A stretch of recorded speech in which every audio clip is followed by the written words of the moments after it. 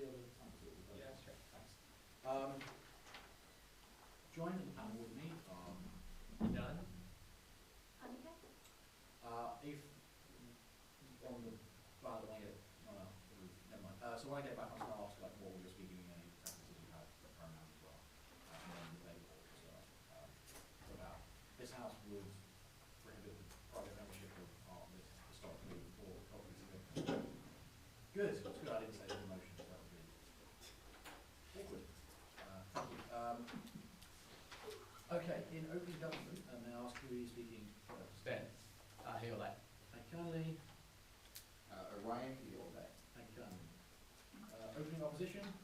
Speaking first is Jason. You helpfully marked that down for me. Preferences. Thank you kindly. Closing government. Kimberly, she, away. Thank you. And Cameron, here all day. Thank you kindly. And closing opposition. Cameron speaking first, here all day. Brilliant. Okay, then unless there are any questions about the rules. No, excellent. And that's all on the first speaker.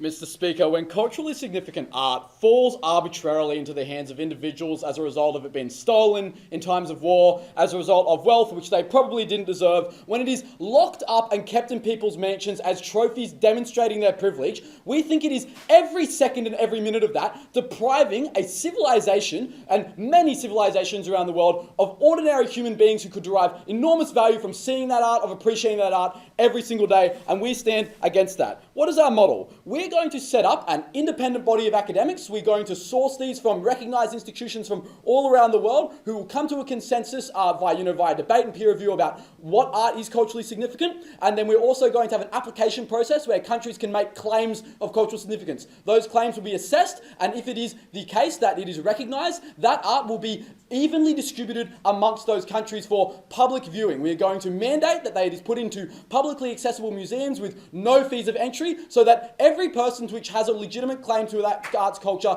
can access it. And we think that that's going to work pretty well. Okay, what is the... before I go on, I'll take... Look, yeah.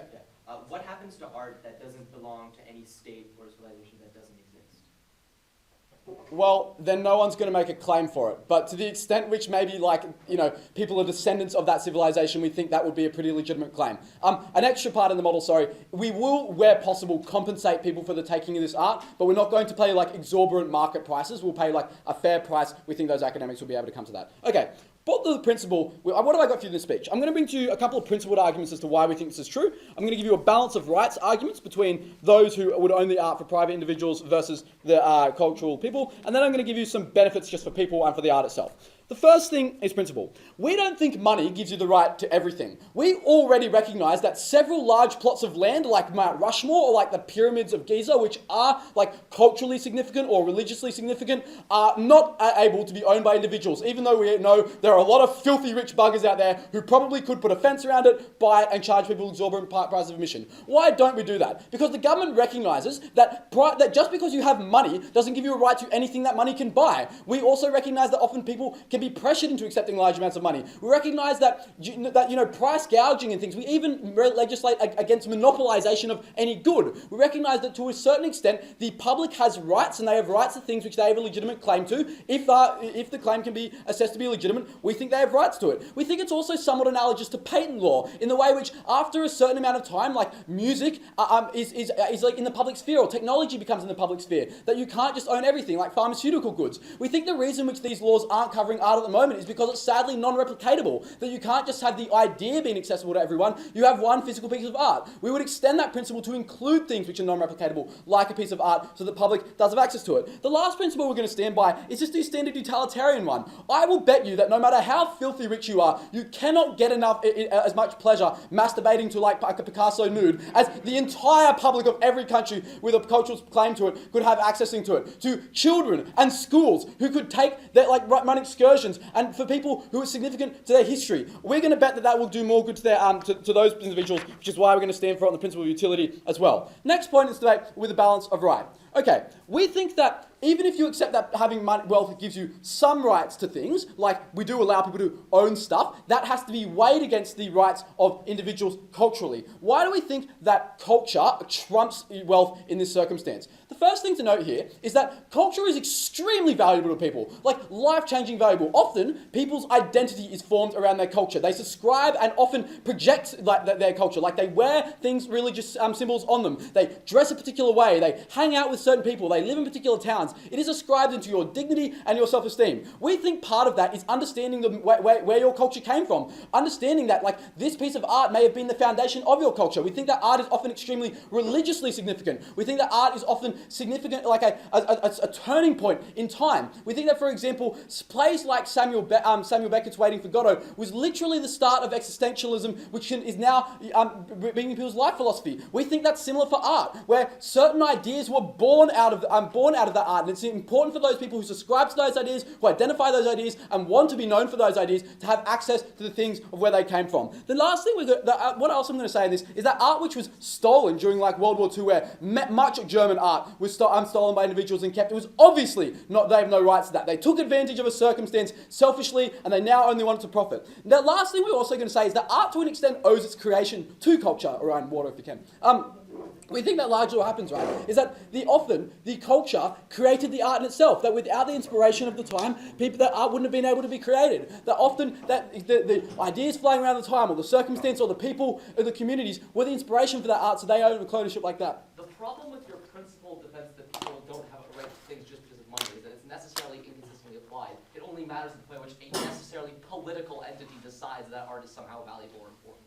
Okay, first of all, my model was a non-political entity. I said it was going to be sourced by academics who, using their experience, assess the claims to the art. So it's not political, but also, I also then explained that there were limits, obviously, on rights because of money. I did say that there were some things you could own, things which were easily replicatable, for example, which, didn't exclude other people, but it was not just about an absolute right, it was a competing right, which is why I gave you all that material about the balance of rights, right? Like, is the cultural claim more important than the monetary claim? I think that POI falls out. Okay, last thing, benefits for people. We think that often it is religiously significant or familial significant or historically significant for people to view art. Often it is, for example, some member of their ancestry might have created that art, or their ancestry might have been depicted in that piece of art. We think often art is also of horrific things like wars, for example, which there are many pieces of art. I think there was one in Spain where a particular piece of art actually changed the tide of that war, that it showed people the horrors of war, and we think that the descendants of that war deserve to see that, not for to be locked up in some rich kid's mansion because his dad handed it down to him. We think that often another thing is that bits of art are often incomplete because of private ownership. That there are art which is viewed together, but because of like destruction in the past is now crumpled. We think there's actually a Greek one like the Acropolis, something which is a good example of this. We would rather that art be assessed by the community and brought together, and so that it generates more value in and of itself. So that art, for example, which tells a story, doesn't have big chapters missing. The last thing we're going to bring to you with benefits is that we think it's better preserved under this side of the house, because we think individuals have very little incentive when they're just selling this art for profit, or when they're just keeping it as a trophy of privilege to keep it in good nick. We think that governments have the entire democratic will behind them to lobby, and if the academics fail, then the governments and other governments can hold it to account. We think the broader cultural thing has broader aspects of culture have more influence and more democratic will over a government, over a body of academics than they do comparatively over an individual because they own it. And for those reasons, we're never prouder to propose.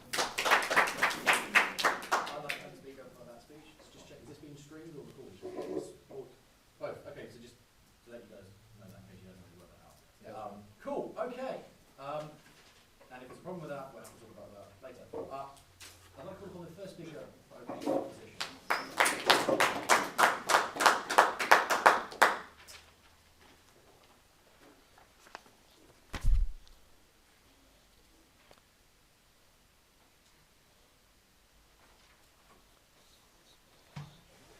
We will agree with opening government that to some extent there are instances where it's unjustified for money to take private ownership of some pieces of art.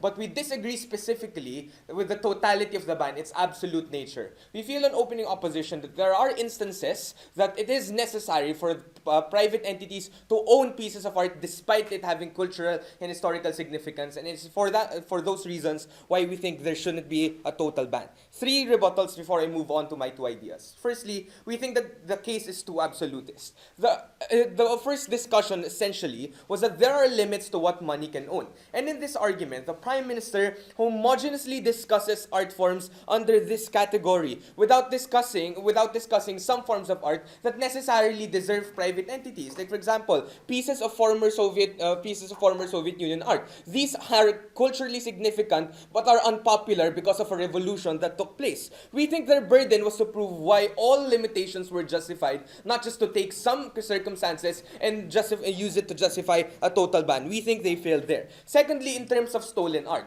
all this argument argues is that stealing is illegal, which we think is okay. In fact, if art is stolen right now, we think we have every right to charge them for that art or take it back. It doesn't justify why, if art is not stolen, it deserves to be equally banned, just like stolen art. So we don't think that it has any value in this debate. But thirdly, in terms of the development of art, this heavily lacks context because they assume that all who owns private art are rich kids who just want something to show off. We think most likely people who own these pieces of art are private developers, art collectors who have an interest to conserve these art. And I'm gonna argue later on a comparative, and I'm gonna weigh why we think we should at least deserve the chance for them to own those pieces of art. But if there aren't any POIs, I'm gonna move on to the first argument. But yeah. So to be clear, you've actually conceded that most of the art will fall under our side. Aside from, if it is true that a group feels a legitimate cultural claim to that Soviet art, why should it be taken from them for the whims of one particular individual? The first argument is that cultural claim isn't as strong as they take it to be. The first argument, why it's an unworthy trade-off. We think the power of the state and eminent domain, specifically when they confiscate private property, is valid and exercised only insofar as they are confiscating private property in exchange for important and overwhelming state interest.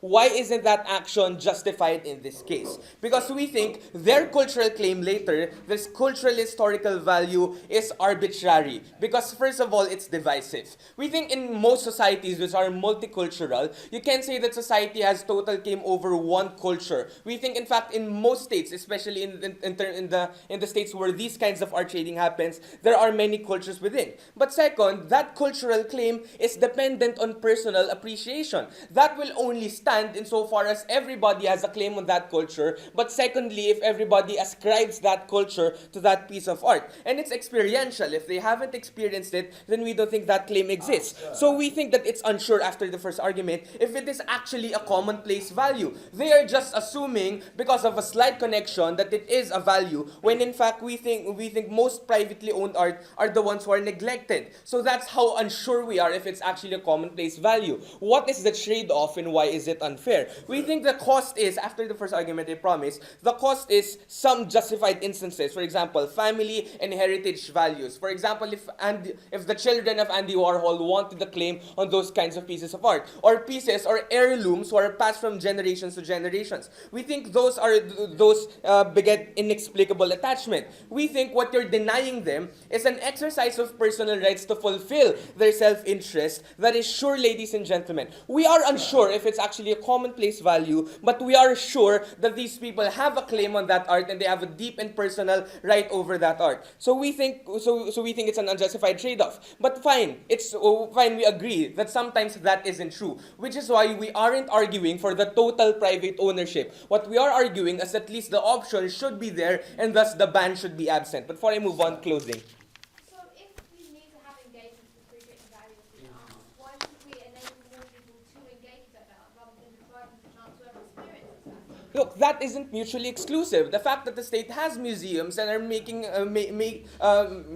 some pieces of art available to the public is already achieving that exact value. It doesn't necessarily need total state ownership in order to get people to appreciate art. And it's not as if when private owners own it, it's not as if they're going to deny the public access. Talk about the Smithsonian Museum, or in the Philippines, the Ayalas, the private ownerships. But second, why we're depriving the art of better care and this is where I'm gonna launch a comparative with the second argument. We think it's a common and an agreed value that these art forms deserve preservation and in some cases restoration. Why do we think it shouldn't totally rely on the government? Because the government is pretty inconsistent in terms of the development of these forms of art, or at least its preservation. For example, when you talk about buildings and structures like Roman foras or sometimes old buildings that were used by the government, those things take immense bureaucracy and expensive maintenance. For example, also in pieces of gold that are hard to maintain. And we think these things need political capital and political will. The National Historical Commissions right now are formed by the art experts that they want an opening government. But despite them being taken care of by art experts, if for so long as there is no political will in the government, we don't think that the art is gonna get anywhere. So we think the government is pretty inconsistent there. Why is there better care in private ownership? Because we think, first of all, in private ownership, there is continuous capital which can be readily available for the preservation of art. Because some foundations, some corporations exist specifically for the care of these art. And the reason why it's more consistent than relying on the government is because we're tapping into an interest that is ready to assist. We think because of that interest is something that is reliable because the existence of the foundation is for art, unlike the government who has so many other things to do with their money. But fine, we agree that this is not always the case, which is why we think the policy should be that there should be an avenue for the private ownership of this art. And it's because of this, we are depriving art of better care, we are depriving art of preservation, which is why in the instance that the government cannot do it and does not have the political will to do it, they should just leave it to the private entities in order to sort that out. And because those kinds of opportunities exist in private ownership, we think that there shouldn't be a ban. We think the motion must fall.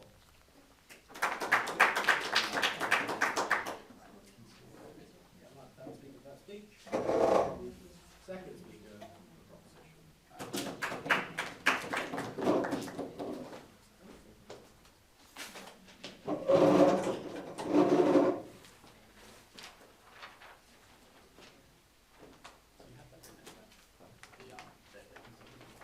Yeah. Yeah, absolutely.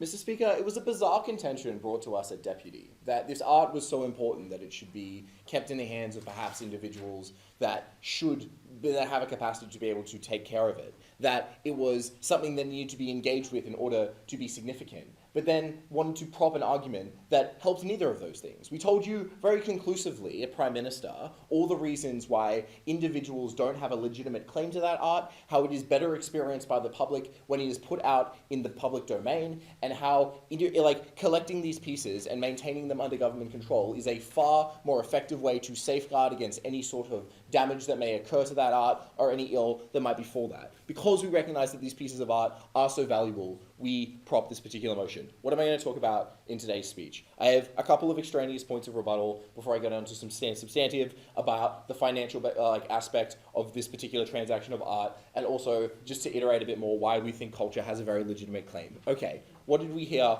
from this side of the House?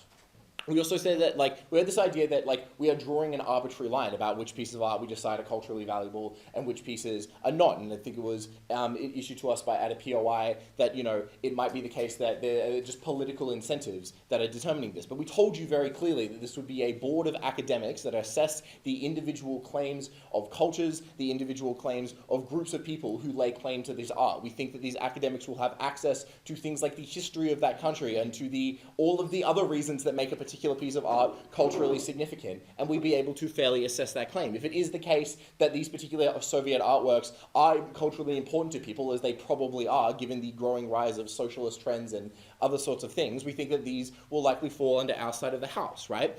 The second thing that I want to talk about is this sort of contention about, our point when we say that a lot of this art is stolen, and that the only thing that we disagree with is because it's illegal. No, we said that it's stolen, and we highlighted this because, very importantly, it delegitimizes the claim that those particular individuals have to that art, right? We gave the case of World War II, but there's also the cases of simple, historic instances where there are many pieces of art owned by British collectors that were collected from post-colonial states, right? Where you literally had people just going in, ravaging the local population and just taking all of their cultural significance. We think it's completely abhorrent that because of this cultural invasion, that these pieces of art, which are so significant to the people of that geographical region, now lie in the hands of British privatists, right? Okay.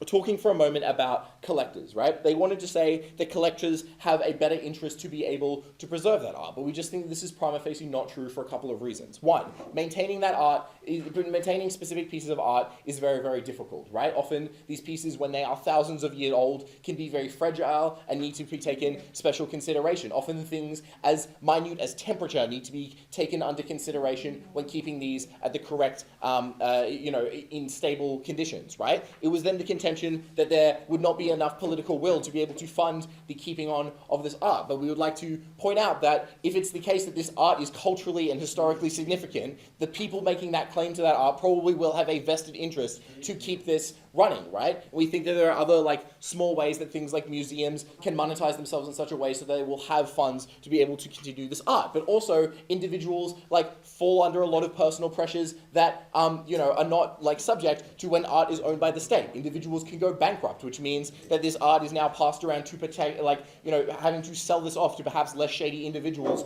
who will not have these same claims. They think that these, for all these, we think it's better that it's in the hands of the state. Okay.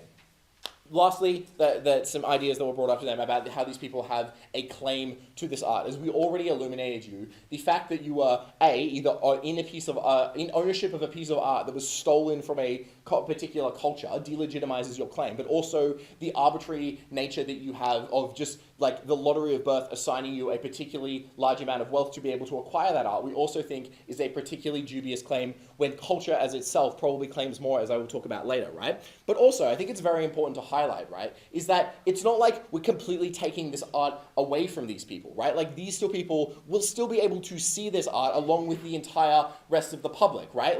This is kind of just the state saying, well, this is significant enough that you have to share, right? This is significant enough to not just you because you happen to be the one person that had enough money to own it, but it's equally significant to lots of other people. And so rather than just keep it in your private mansion as a trophy of your wealth, you have to put it in a place where it is easily accessible to other people who lay just as a legitimate claim to the importance of that as to how that constructs their identity. Before I go on to some more substantive things, I will take a point from closing. If you have one. Oh, sure. Yeah. Sure. Okay, so on stolen art, the vast majority of art that's stolen is actually in state hands. This is why when states take art away, in fact, they abrogate all the values you stand for, such as access, etc., because the minorities that they take the art from supposedly feel the least comfortable engaging with that state. Okay, so principally we would stand for, under our model, there was a redistribution of art to, the appropriate cultural places, right? But we think that, while there are certain pieces of art that are owned in state hands, with that there are other pieces of art that fall into the hands of private collectors that other people have cultural claims of. We don't think there's really a problem there. Okay, cool. So, quickly onto some, financial stuff before I talk about culture.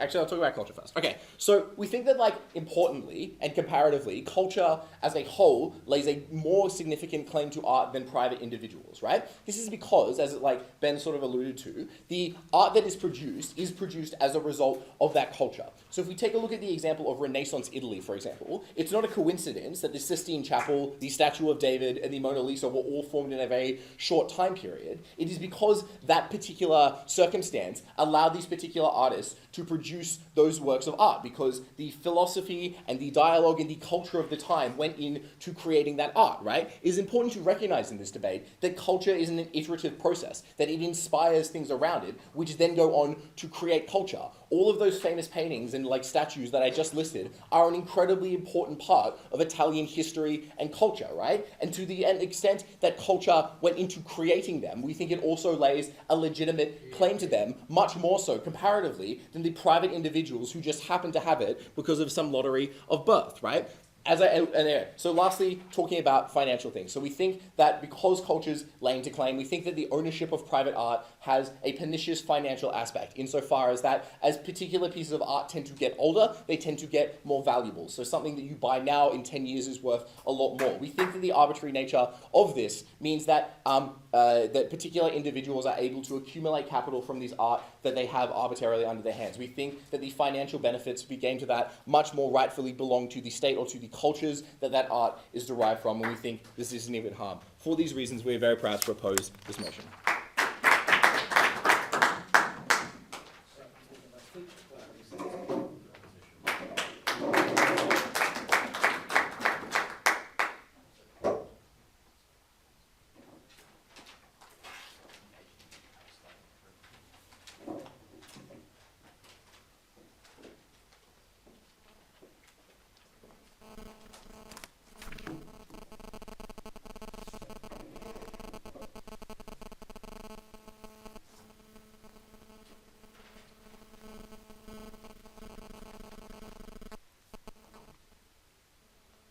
Mr. Speaker, it's easy to be alluded to the idea that individual liberties must always come at the cost of the public good.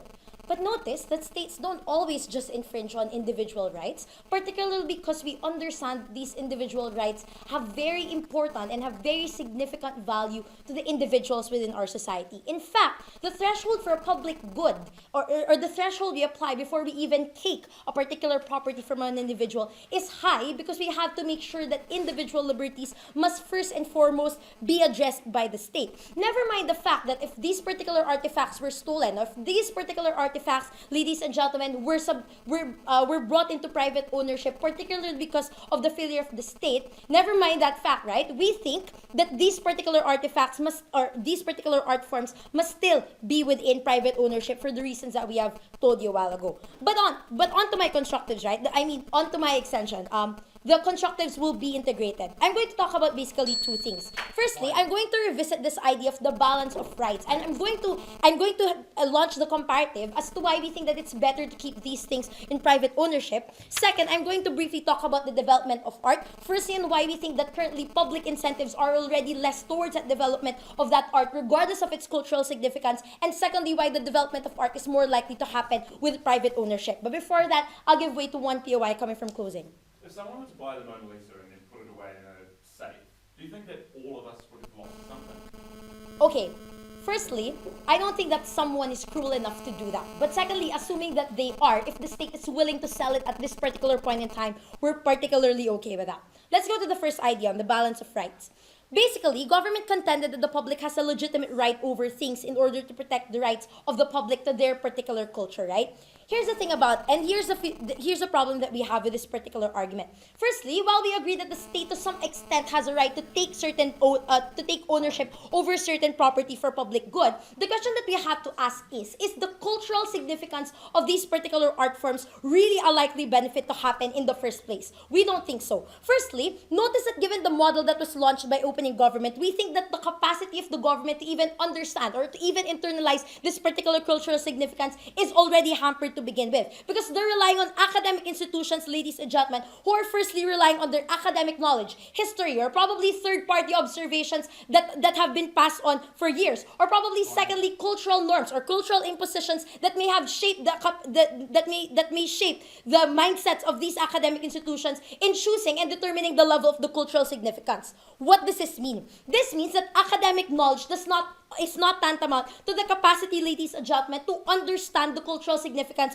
of an art form. In fact, notice that cultural significance or the value of culture to certain individuals is already an arbitrary public good to begin with. Why? Firstly, notice that while there are certain cultures that are common to us, we think that the value of this culture is something that's inherently arbitrary to begin with. Like the value I attach to this particular art may be less than the value they would attach to it, ladies and gentlemen. Secondly, the mere fact that we have different experiences, the mere fact that we come from different time frames means that the level of appreciation that we can have for that particular art is already limited to begin with. What does this mean? This means that the entire cultural significance benefit that comes from government side is merely an arbitrary benefit that comes at the sure expense, ladies and gentlemen, of definite individuals individual liberties on our side of the house. Because it's not just about rich boys who want to keep an art form within their households because just they want to, right? Notice that this policy operates blanketly, which means that even ownership that may be important to certain families or certain cultures, which even if you're appropriating it is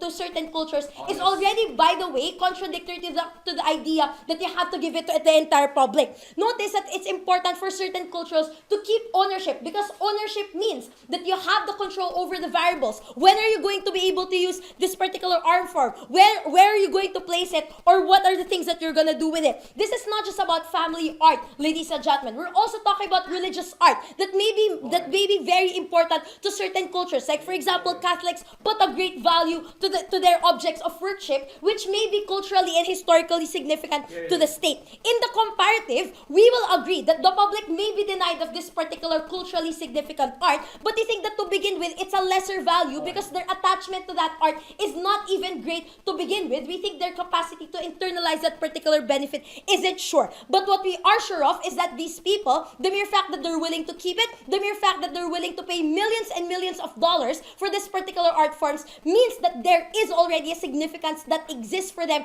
between that art form and that particular individual. We're willing to err on their side. Before I move on, last POI, yes. Okay, let's just actually analyse what liberties are being traded here. Under your side of the house, individuals go from from total access to zero access, and the individuals just get to leave it. They can still go to the museum and see it. They just don't get to sit in their basement when they go to work. I already said a while ago that we're operating on a variety of circumstances. It's not just about leaving it in your basement. We're also talking about cultures or even families or even communities who simply want to keep that art in order to be able to exercise their culture fully. We're willing to err on their side at the expense of that public who may not even appreciate that fully. Second, on the development of art, notice that we cannot always operate on a best case scenario, right? Because probably in developed nations, there's already a movement that's active in making sure that art is something that's safeguarded. But when you're talking about developing nations, for instance, who don't really see the value in terms of putting their taxes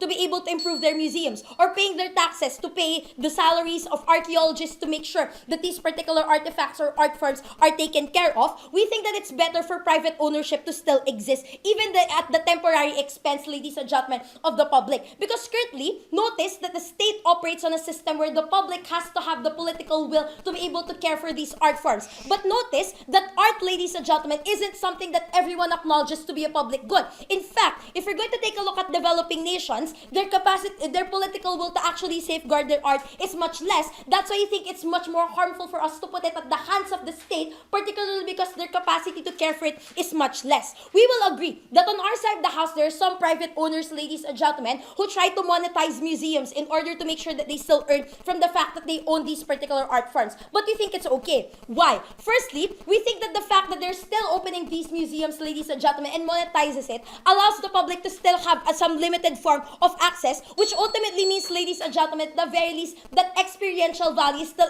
extended to people. But secondly, at the very least, on our side of the house, they have every incentive to care for that art form because it's their own, ladies and gentlemen, and it's their source of income. That's why we think that in the comparative, it's better on our side of the house because both the public and the private spheres can help together in developing that particular art. With that, we're very proud to oppose.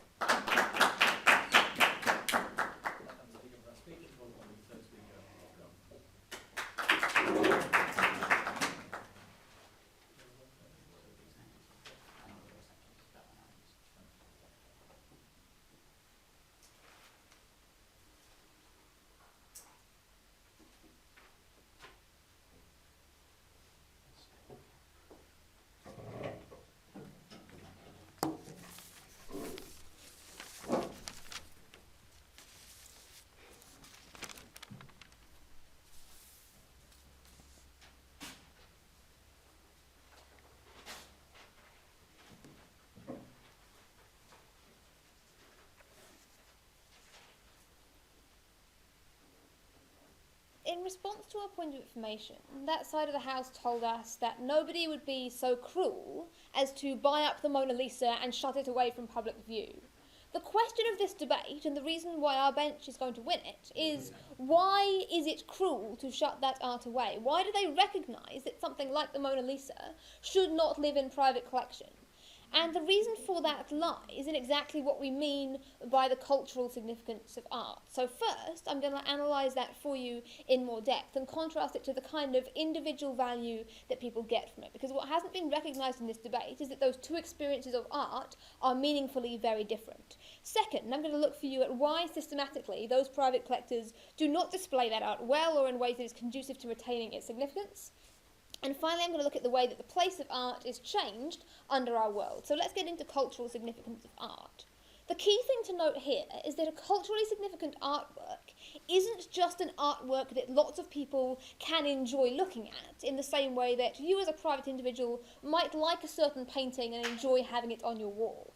A culturally significant artwork is one which necessarily is part of that culture. So it's one which speaks to and represents the experience of an indigenous community, for instance, and so has significance to them. Or it is one which is representative of a portion of history of a nation and so has important parts to tell in that story. And it's also therefore something which relies on the engagement of people with it, because culturally and historically significant art isn't purely aesthetic.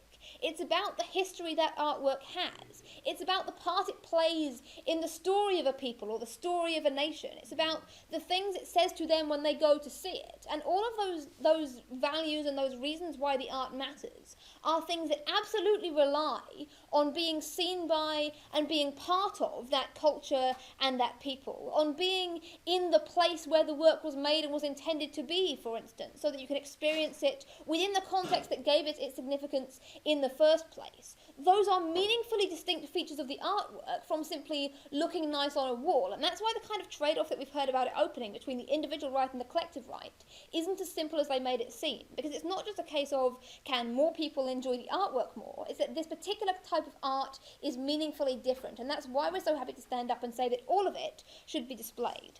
I want to clarify here then what we heard from them at their second speaker, which is that sometimes you just have to privately own the art to achieve that significance for those particular groups. Clearly, when we tell you that we want that significant art to be held and that if it's globally significant it should tour around the world to give access, that acknowledges that sometimes the group to whom it's significant can vary. So if it's globally significant, it should be seen by people the worldwide. If it's really significant to the Aboriginal people, for instance, it should be somewhere where they particularly have access to it. We're happy to stand by and defend that. Okay, so that's the different values of art. Before I move on to why we think you necessarily lose that display, I'll take closing. Does the state always guarantee the interests of every particular community within it and that their culture is adequately represented? We don't think that in every single instance throughout history the state has done this. And one instance of how that hasn't happened is that they have allowed that artwork to be taken away, or in some cases have been the government that's keeping the artwork, right? We're talking about what they should do into the future, and we say what they should do is recognise this as something that needs to be improved. And the second level of that is if you're going to contend that we give states control and sometimes they are bad, they're still going to be better than the kinds of private collectors we're talking about, which I'm going to get into now. So let's look at why. The first thing to acknowledge here is to say that even if the state is particularly bad at recognising the significance of the work to one community and, for instance, observing all the cultural norms that surround the artwork in the way that it has to be displayed, we think they're still, in this world, going to necessarily put it in a very public place where everyone has access. Let's contrast that to what happens with the private collectors. The first thing that you have to understand here is that the value of that work to the private collector is not the kind of value I just described, which relies on interaction, which relies on context, which relies on story. It's the kind of value you get either from pure aesthetic appreciation or from exclusiveness and from financial value. What does that mean? It means that you're more likely to want the work somewhere where you have exclusive access to it, where you can enjoy it at any time without the minor inconvenience of having to go to a museum, where you can simply come home and see it in your living room or in your private gallery. That means that you don't necessarily share it with people. But even more so, if your interest is financial and is the interest of a collector and an investor, what you want is to protect that investment. So that means you're not likely to loan it out to a gallery if you don't completely trust their security. You're not likely to make it public that you own the artwork if you think people might try and steal it from you.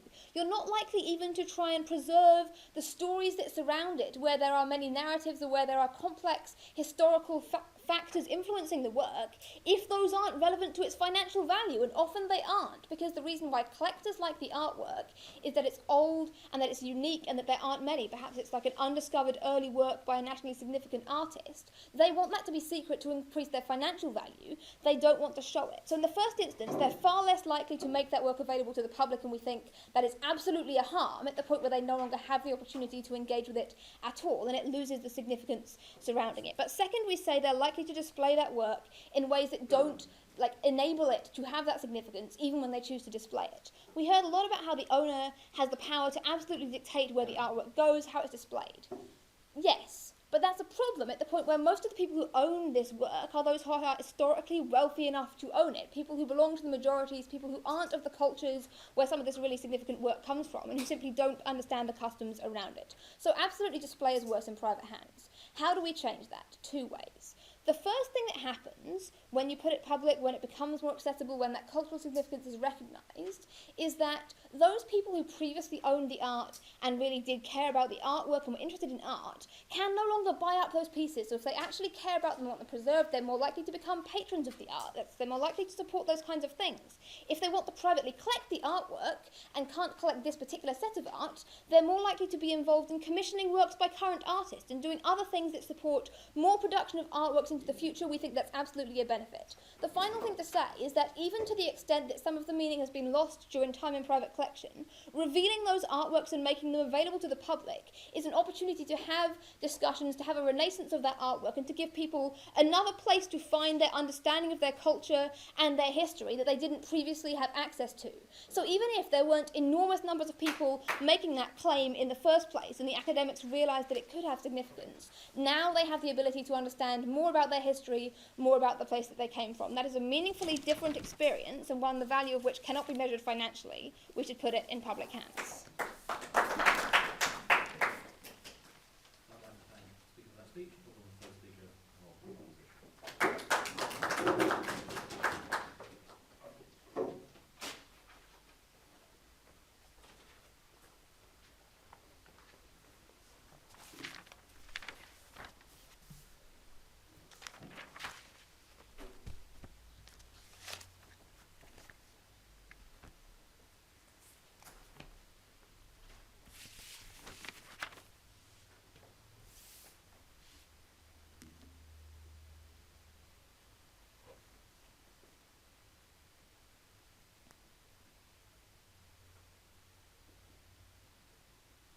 I think that the fundamental problem with the government case we have received today is that they assume a benevolence on the part of states that are going to make the sorts of claims that are going to occur in terms of repatriating culturally, historically significant art that isn't necessarily grounded in reality, that isn't necessarily grounded in how states have used things like art repatriation laws in the past and the ways in which people interact with that.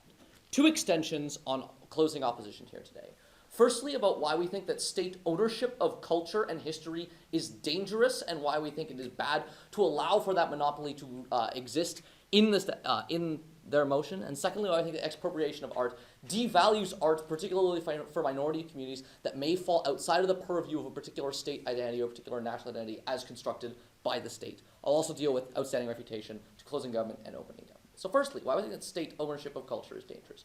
Because I reject the government claim of a cultural or a state monopoly on the historically significant and culturally significant art. I do not think that culture is singular or pure, not at this time. It is not simply owned by a single group of people or by a single identity. We are all, like everyone who's from Europe or of European ancestry, are children of the Roman Empire, not just those who live on the Italian peninsula and not just those who fall under the purview of the Italian government. Culture is not simply something that is monolithic, it is something that is evolving, that is nuanced, that is often hybridized between different state groups and between different countries. No, thank you. What this motion does is transfer ownership of that history and of that culture to an individual state and say that this state and this particular government is the one that best represents what is in many cases ancient culture that has actually impacted a great number of people. Front half now, back half later. Okay, we modelled out your extension when we said even if the state owns the art, control over its access will be handed to an independent body of academics. Similar to the way in Australia, Uluru is public property, but the Aboriginal communities control its access. But even if that's not true, your extension defeats itself, because if it's claims by multiple countries, they can hold each other to account. So, like, I think that particular governments are more likely to make claims than other governments. For example, the Italian government is more likely to claim ownership of, say, Roman art than the French government is, even if both would have claims, because the Italian government has an incentive to link itself to that, in the same way that, like, the Shah of Iran had incentive to link his government to the ancient Persian Empire. I think that those incentives differ. But secondly, within that, I think it's very difficult for academic bodies to necessarily predict in all cases how art will in fact be used in the future. It's difficult to predict, for example, in the 1990s, that the Erdogan government will, in many cases, use art repatriation laws to promote a particular version of Turkish identity that devalues the contributions and place of Kurdish peoples within Turkish identity. So we think that in many cases this leads to the promotion of a nationalist, xenophobic national identity. We think the states that are most likely to make these sorts of claims are those that want to construct a particular national identity and those that want to create a particular narrative of how historical or culturally significant art links towards the modern state. We think that they use the present as a static entity to harken back to past glories to gain any sort of political legitimacy in that. We think there's an incentive to produce particular narratives of history that often erase those nuances or erase those minority experiences. So as I pointed out, Turkey's used its art reclamation laws to present a particular narrative of Turkish history that is built towards a particular version of Turkish nationalism, doesn't necessarily include all of the groups that live within Turkey. I think also that like states ultimately police how that art is presented. Even if it's like the academic body determines what museum it's going to be hosted. In many cases, national authorities have the ability to dictate like how you actually present that, how you link art together, how you link artifacts together to promote a particular version of what history is and what culture is. And in many cases, it is difficult for this group of academics to assess when they're giving the art back how it's necessarily going to be used in the future. The political context in many cases actually does change. Also, just like on security things, I think in many cases it's also difficult to assess that things necessarily will be safe in the future at all circumstances. So like when the brief Islamist government in Egypt advocated, for example, that we might want to destroy some ancient Egyptian art because it's idolatrous, I think it is possibly problematic to say that you ought to have a monopoly on that culture and on that history to groups that I don't necessarily think can, in all circumstances, be trusted to present that identity neutrally, to present it in a way that isn't necessarily the most accurate. I think that art, in many cases, exists to serve political ends, and that is problematic when you give the state ownership of that culture. Second extension, expropriation devalues art, particularly for minority communities. So I think, first of all, that many communities assign value to art as to whether there is a private demand for that art to actually be held in the first place. I think the point that happens, states then see themselves as having an interest in actually reclaiming that art, so that removes that value in the first place. We think that, more importantly, though, is that in many cases, minority communities and identities that exist outside of the state and aren't necessarily represented by a particular government or by a particular state derive a great deal of value from owning that art independent of their state. We think given that states often have an incentive to police the identities of groups that fall outside of their nationalist narratives in terms of what the state is and what national identity is and what cultural identity is, we think in many cases there's an incentive to expropriate that art or at least to attempt to make those sorts of claims in ways that will actually distort that. We think it deprives the ability of minority groups to derive value from saying, this is ours, we are the ones who own it. It's not the state who owns this art, it's not a particular state that can claim a monopoly upon our history or upon our culture. We think that's enormously problematic at the point at which you empower the state to do so. No, not this time. If closing has one, I'll take them now. Why do you think that it's acceptable for cultures themselves to control the narrative about art that actually should be appreciated by all, even if it does? I think it's problematic when you assign the state a role as the primary and sole purveyor of that culture and policer and supervisor of that culture and what it is, and say that a particular culture can only be attached to the modern Turkish government or the modern Iranian government or the modern Egyptian government or the modern Italian government, governments that have all made claims on art reclamation in the last decade. Okay, what do we get at a closing government in this round? They say that there's going to be distinct experiences of art that rely upon engagement that isn't purely aesthetic and that collective enjoyment is going to be identity-based. So this is a fuzzy claim in many cases to adjudicate. They can't necessarily say that in all cases private owners of art solely own that art for the purpose of looking at it because they think it's nice and pretty. In many cases, those owners may in fact have attach cultural significance to that art, might attach things that aren't purely aesthetic to it. I think it's very difficult to assess those claims in the abstract and to do so within that. Then they tell you that private collectors are ultimately shitty people who just want to hide all this art away from the world. I don't necessarily think that's always the case. I think that in many cases, private collectors have an incentive to actually loan that art to galleries. There's prestige that you can derive from saying, my collection is displayed in the Metropolitan Museum of Art, or my collection is displayed in the British Museum or in the Louvre. And so I think there actually are incentives in many cases to present that art. I think that in terms of the actual incentives to distort how that art pursues, this is ultimately a wash. I think in many cases, states and nationalist governments have the same incentives to police and distort the ways in which culture and history are presented. I think that's a wash in this round. Things that remain from opening government. They say you have no right to that ownership. Money doesn't give you the right to anything. The problem is that this is an inconsistent application. That right only disappears at the point at which a particular political entity decides that it's politically significant enough for them to make that claim in the first place. I think that's a bad application of rights when it's purely based on political expediency. Then they tell you that people deserve to see it and be assigned with these communities. I don't necessarily think that governments are the best policers of culture and history. I think it's bad to monopolize ownership of history and culture with them for those reasons. Very proud to oppose.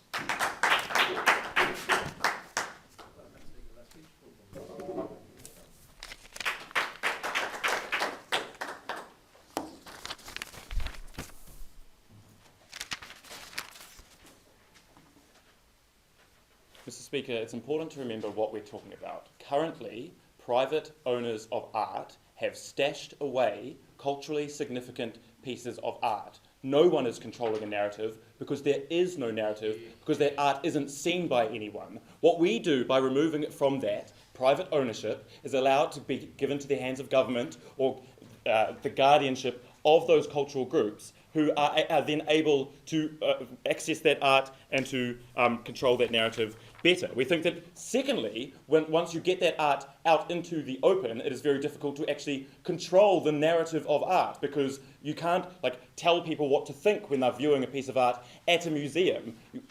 All you do is you widen the audience, and that audience is able to take from it their own thing. So actually we're empowering cultures. We are absolutely not preventing them from accessing their culture. What are the 3 points that are standing at the end of this debate? Firstly, the principle, I'll go over that quickly. Secondly, who displays it better? We think that it's displayed better when it's in public. Thirdly, we think, the benefits of implementation and our extension there. So the principle, when that side of the House said, oh, we don't think anyone would do that, we don't think anyone would take the Mona Lisa and hide it away. Mr. Speaker, Cards Against Humanity is a great game, but the people behind them did the sick thing where they bought an original Picasso and then let people bid on pieces of it. They cut into thousands and thousands of pieces, and people could buy a piece of that Picasso. We think that the ability to do that is stealing from us. We don't think that you just have to have stolen the Elgin marbles and then done that. We think that all ownership of art is theft in that way if it's culturally significant. Why is that? Sure. We think that under their principle of liberty, they would allow Cards Against Humanity to do something like that. The problem is that they don't have rights over that because it is mine. It is my right to be able to see Picasso and to learn about the history and the cultural significance of his works and what he was doing. Because the value of art is derived in the nexus of relationships between the viewer and the art piece itself. The art piece itself has no value if it's never seen by anybody at all, right? The value is derived by those relationships with that art. And when you stop people from actually having those relationships, you are stealing their ability to access that art. And so all of this culturally significant art is that. So, moreover, we also think that even if you don't buy that argument, my rights are more important to access that than are their rights to cut it up or to just keep it in their hallway of their rich McMansion, Mr. Speaker. So that's why we win on that side of the House, the principle. Before I go on to why we display it better, closing. Okay, so given that your entire standard for how art is given value is in the experiential nature of it and its historical aspects, why would the exact same benefits not derive individuals who access or engage with imitations or pictures of that art, as is true of the vast majority of the ways in which people access art currently? Well, that's right. Imitations of art aren't the same as the actual art because the piece of art is not the important thing. The actual value of the art comes from the fact that you're looking at the original Mona Lisa, not a print that is exactly the same in every single fibre. We don't think that makes sense. Secondly, then, onto who displays it better. And this is the main clash in the second half of the debate, because we think that, obviously, the cultural ownership, we agree with that side of the House, that we don't think it's great to control the narrative, but what we're allowing at the moment with private ownership of cultural art is you control the narrative completely, because there is a lot of art that is historically significant, which is being held in just like a person's basement. We think that when you open that up, you enable them far better to do that. And maybe there will be problems with governments, but we think that there's simple solutions to that. You allow those cultural groups to have guardianship over the art and give them a say in how it's displayed and where it's displayed, and have it in their cultural home grounds and things like that. We don't think that it makes sense. But secondly, that also we reject the claim that that the government has control or changes the way that people engage with the art, right? Because all you're doing is taking art that was never seen before, putting it in the public sphere, and then the public is able to do that. We think those cultural groups are able to then say, this is important to our culture because of this, and we think that kind of narrative is more likely to be expounded than is under the status quo. We think that also, before I continue, yes? We cannot absolutely ascertain the appreciation of the public of these artworks because we already argued because of the multicultural society that we currently have. Why is this unsure benefit more important than the sure heritage values of the family and community who now owns these artworks? Well, we think those communities and those families can still have a connection with the art. We just don't think that they should be able to control the narrative, right? You hate it when the government controls the narrative or anybody controls the narrative. So yes, we do have a problem with that individual culture being able to control the narrative, particularly because those cultures aren't just homogenous people, right? They have hierarchies as well, and there'll be people warring sides about how you actually display that art and which side, and one side of within that culture will win that. We think that is a bad thing as well. We think that the art is culturally significant, not just to that culture, but to everyone, because it shows you a window into that culture. And if you are the only people who are allowed to show, to display that piece of art, then you are going to necessarily fudge that kind of stuff. So we think that it's more important that art is outside of these basements and they're in the public. Finally, then, Mr. Speaker, on to the actual benefits. And this is the most important point in the debate that hasn't been given much light, because we've been talking too much about principles. And that's what happens when you actually do this. And we think that art flourishes, and that's really good for humanity. Why is that? 3 reasons. Firstly, what we told you at Kimberley is that there are 2 types of people who collect art. There's the people who collect art because they love art, and the people who love status. We think that people who love status are still going to invest in art that's just crap but makes lots of money, and that's fantastic. But the people who truly love art are going to redirect the millions and millions of dollars that they spend on expensive pieces of cultural artwork into patronage and promoting new artists to create new art. We think that, secondly, you flood the market with art that hasn't been seen before, and that is fantastic for the creativity of artists, because all art is basically stolen from art that comes before. We think that you widen the ambit that artists are able to create, and we think that is an inherently good thing. And finally, Mr. Speaker, you actually lead to a cultural renaissance. In New Zealand, for example, there were shrunken heads which were stolen and sold from the indigenous people, and when they were returned to New Zealand, that sparked a cultural renaissance within that culture, because they were able to ask deeper questions about the shrunken heads, about the culture that happened at the time, who did those, who made that art, why it was important, and that it increased the place of Māori in New Zealand for the purposes of that. So, Mr. Speaker, because we think it's far more important that the art is out there and able to be viewed by everyone rather than those people who have money, we think we are proud to propose.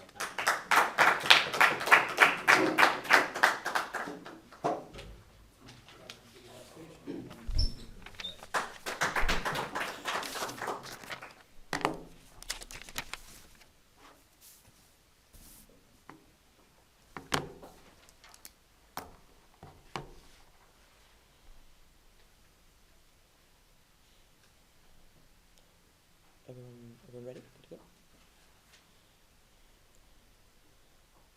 Mr. Speaker, Buddhist monks spend years of their lives creating very intricate sand sculptures, and a large part of the value for them in that art and in that spiritual practice is at the end of it, when they're completed, they wipe it away.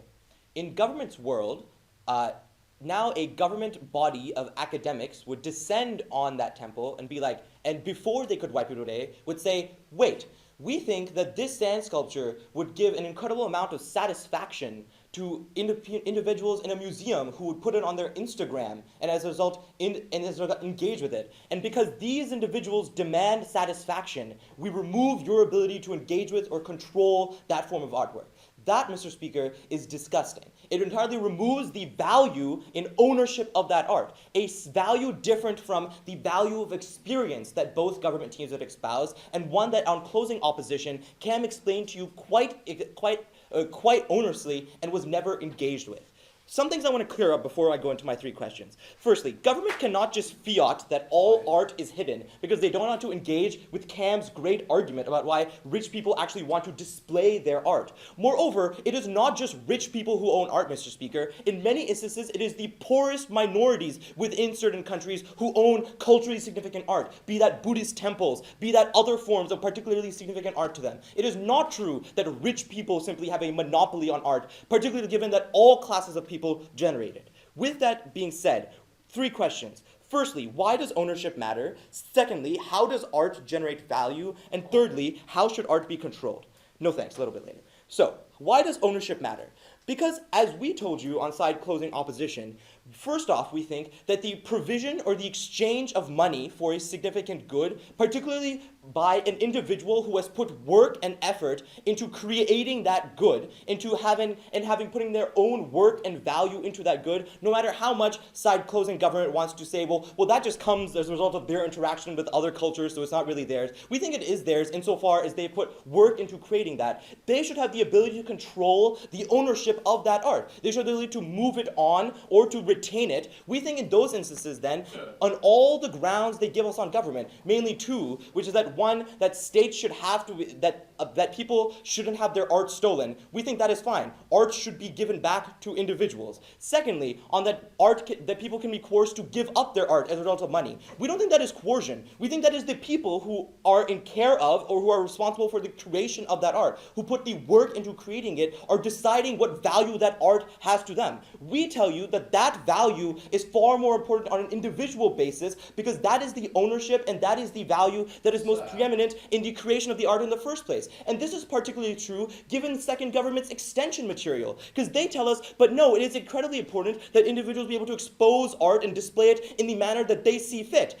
We tell you that that is impossible at the point at which government has aggregated ownership of that art, because they can never have full control over the areas or the ways in which it is exposed. Opening government tried to pull back on this by saying, no, we modeled that they can choose where to put the art, that like the academics would select it, but the communities who previously owned it or to whom it is significant would choose where it is displayed. Well, guys, if it is a minority community or a community that lives in a geographically isolated area, it would seem likely to me that they would force that art to stay within those areas. And thus, as a result, all of your benefits of the experience of the masses with engaging with that art and history immediately go out the window. So you can't have any of those benefits if that is what you're so concerned about. You have to limit their ability to have to put these in, like, I would imagine, urban population centers where the most people would engage with them. So secondly, how does art generate value? Because what Cam told you very specifically is that for minority communities in particular, and in particular religious communities, Mr. Speaker, the ones who are oftentimes suppressed or not particularly engaged with the state, ownership of art is a value in and of itself. Outside of what historical or cultural significance it has in terms of its history, ownership or control of that art is as important. This is the reason why Catholic people or Jewish individuals have gone nuts over centuries about where parts of Jesus Christ's supposed crucifix has gone, or other important significant pieces of art, because they view the ownership of that art by an individual who isn't religious or who isn't a part of that minority as being a tainting of that art in and of itself, of it being stolen and being desecrated. The moment at which you abrogate their ownership of it, you've removed the most important, one of the most important values of it in and of itself. We think that that is a particular harm in and of itself and is a reason not to do this, because it's what you value is if they value the value of art. One of those values for many people is the ownership, and how ownership is passed through the hands of people who care for or have a certain aspect like religion, and as such that keeps the art pure or continues its value. Something that's entirely separate from the monetary value of it, etc., and something never engaged with on the comparative. That art can have different meanings or values to many individuals. Yeah, sure. If art is culturally significant and claims are made on it by multiple groups, under our side of the house, it's clearly valuable to more people, and that discussion can be public and scrutinised and then evenly shared. Under your side of the house, one individual, by the arbitrary nature of the lottery of birth, says no for selfish reasons, denying other people who have equal rights. Sorry, but like, if it's a truly disputed artifact that has just been found and has ownership by no one, then sure, then you should adjudicate those claims in a court, as we currently do. We do not think, however, that for art that may be disputed but is in private ownership, you should interject then a state perspective on what history is correct. This was the other parts of Cam's extension that was never engaged with comparatively, because he told you that states have a particular view or an interest in generating a particular historical narrative, particularly in the ways in which it associates itself with art. That is why, for example, the Turkish government puts Kurdish art in the foreign section of the National Museum, because they want people to consider the contributions of Kurdish people to be insignificant to the building of the modern Turkish state.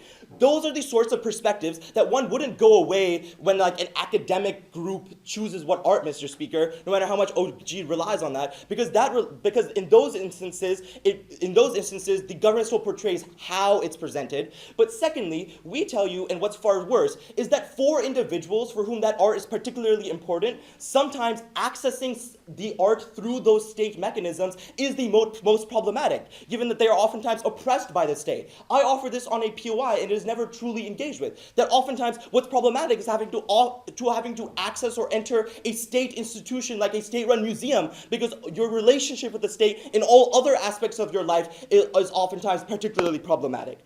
All of these things, Mr. Speaker, lead us to tell us that art should be controlled first and foremost by the people who create it, by the people who give it value, and for the people to whom that value is most significant. On closing opposition, we show you that in many ways. We're proud to oppose.